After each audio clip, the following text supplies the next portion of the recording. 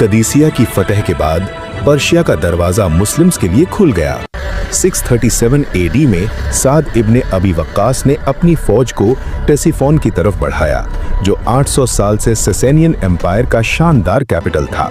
ये legendary city tigris river के किनारे थी, जिसका आइकॉनिक ताके कसरा आर्च दुनिया की सबसे बड़ी सिंगल स्पैन वॉल्ट था। पर्शियन एम्परर यज़दिगर्द III अपना ट्रेजरी लेकर सिटी से भाग गया, लेकिन उसकी देवासा दौलत पीछे छूट गई। जब मुस्लिम फोर्सेस ने टेसिफोन में दाखिल हुए, उन्होंने ऐसी दौलत देखी जो उन्होंने कभी तसव्वुर भी नहीं की थी। सोने के बर्तन, जवाहरात, रॉयल कार्पेट्स और पर्शियन एम्पायर की सेंचुरीज की जमाशुदा वेल्थ। ये व्हाइट पैलेस का कॉन्क्वेस्ट था, जहां पर्शियन शहंशाह सेंचुरी से राज करते आए थे।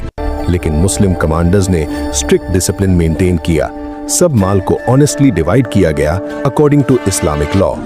यज़दिगर्द ईस्टर्न प्रोविंसेस में भागता रहा, लेकिन हर बैटल में हारता गया। 642 एडी में बैटल ऑफ नहावंद हुई, जिसे विक्ट्री ऑफ विक्ट्रीज कहा जाता है, जहां पर्शियन फोर्सेस का आखिरी ऑर्गेनाइज्ड रेजिस्टेंस खत्म हो गया। 651 एडी में यज़दिगर्द एक मिल में छुपकर ट्रैजिक डेथ को मिला। 1000-year-old ससेनियन डायनेस्टी खत्म हो गई और पर्शिया परमानेंटली इस्लामिक वर्ल्ड का हिस्सा बन गया।